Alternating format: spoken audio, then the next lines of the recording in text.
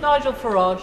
Yeah. Thank you, Madam Deputy Speaker. The Home Secretary will be aware that 5 years ago I warned that if we didn't leave the ECHR and deport immediately those that arrived in Dover via small boats, that there would be an invasion. And sure enough, I was right. Yeah. Today, a further 600 young men already today have been processed through Dover. Perhaps the odd Iranian terrorist among them. Who knows? How do you know?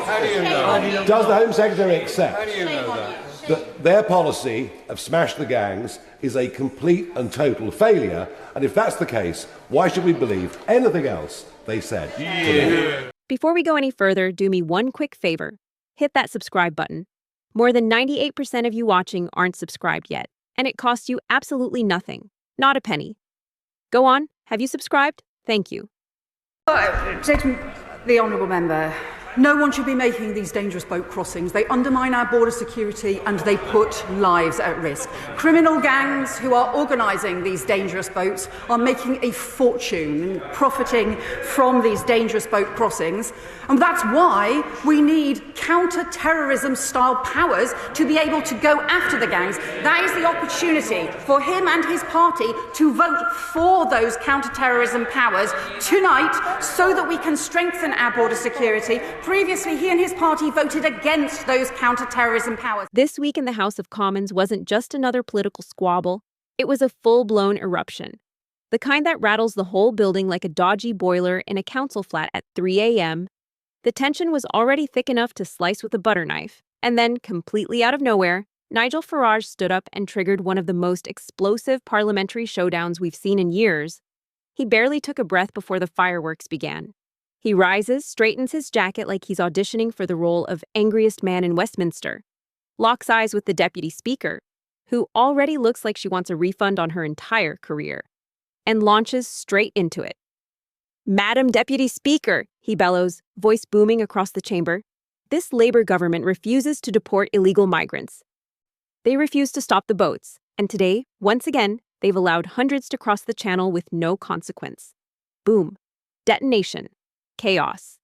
Instantly, the Commons transforms into a cross between a football derby and a Christmas family argument after one too many sherries. Labour MPs shouting, Tories banging desks like they're trying to summon King Arthur. The Deputy Speaker yelling, "Order!" So many times she might as well set it as her ringtone. Farage, he stands there like he's been waiting 5 years for this exact moment. He leans back, calmer now, which somehow makes it more threatening, and continues. This week alone, hundreds arrived. Hundreds. And not a single one has been told they'll face rapid deportation. Not one. The Labour front bench glare at him like he just insulted their entire family tree. But Farage presses on.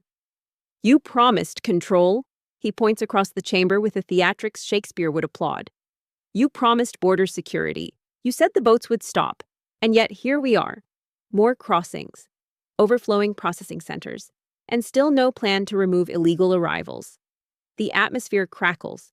Journalists sit upright. Phones come out. X begins to boil. Political interns are practically editing TikTok clips in their heads already. Then the Home Secretary rises, unnervingly calm, as if she spent the morning meditating while the rest of Westminster paced around looking for their lost house keys. She starts, "No one should be making dangerous channel crossings. They put lives at risk." Farage cuts straight over her. "Then why won't your government deport them?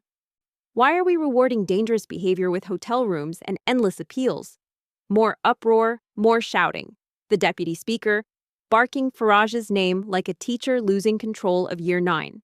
The Home Secretary attempts to regain composure. "We are working to dismantle criminal gangs. We are introducing new counter-terror powers.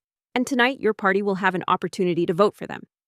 That line sets off another explosion. Farage fires back instantly. "We've heard this for years. You ask for more powers every time, but the boats keep coming. When do you take responsibility? When do you admit your strategy isn't working?" MPs shout. Papers wave in the air. Someone somewhere is screaming something about Brexit.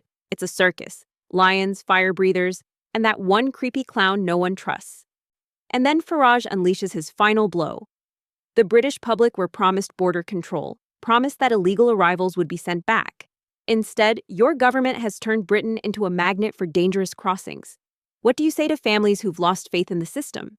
What do you say to the people who feel ignored? For the first time, silence.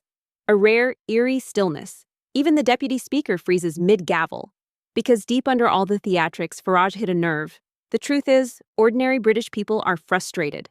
Cost of living rising, housing impossible, jobs unstable, and a government that appears unable to control its own borders feels like yet another failure stacked on top of everything else. Veterans, pensioners, working-class families, young people, everyone watching from home is asking the same thing. How did it get this bad? The Home Secretary tries again, insisting the new legislation will strengthen national security. Opposition benches laugh. Farage shakes his head like a man listening to a child explain astrophysics. Social media erupts.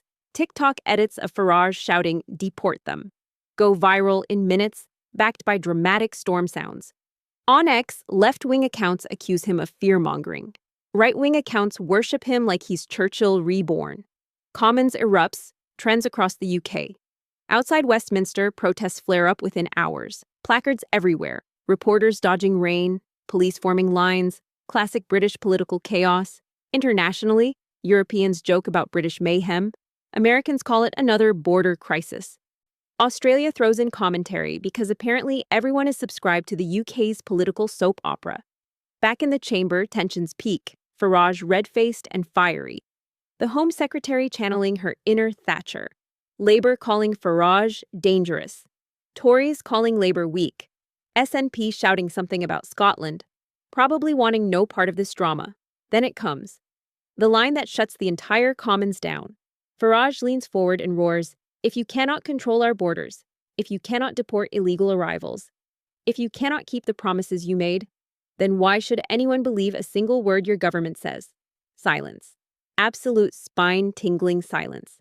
The kind that only happens once every few years, the kind that marks a turning point.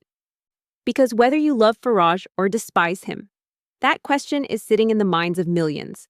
The chamber slowly comes back to life. But the eruption is over. The political landscape, however, has shifted. Radio stations explode with callers, pubs argue into the night, group chats full of voice notes from your mate Kyle ranting while his girlfriend begs him to shut up. Britain loves drama, and this one delivered like Amazon Prime on steroids. So now the real question, where does this go next? Will Labour shift its stance? Will Farage ride this moment back into political relevance? Will the boats stop? Or is this just another dramatic chapter in Britain's endless political saga? Only time, and probably the next Commons meltdown, will tell. But here's what I want to know from you. Was Farage right to confront Labour? Should the UK deport illegal migrants more quickly? Is this the tipping point for Britain's immigration debate? Or was it all just political theater? Drop your thoughts in the comments. And don't forget to like the video, share it, and subscribe. Because trust me, the next Westminster explosion is coming sooner than you think. A political spat. It was a full-scale eruption that shook the whole place like a dodgy boiler rattling in a council flat at 3 a.m. The air was already thick with tension. You could practically slice it with a butter knife. And then out of absolutely nowhere, Nigel Farage stood up and triggered one of the most shocking I've seen in years. The man barely inhaled before the fireworks started. He rises, straightening his jacket like he's about to audition for the role of angriest man in Westminster. Looks straight at the deputy speaker, who already looks like she wants a refund on her entire career. And he launches straight into it. "Madam Deputy Speaker," he bellows, voice booming across a chamber filled with MPs looking equal parts furious and terrified.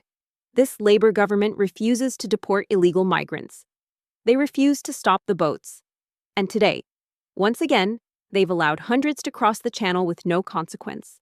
Boom, explosion, absolute chaos.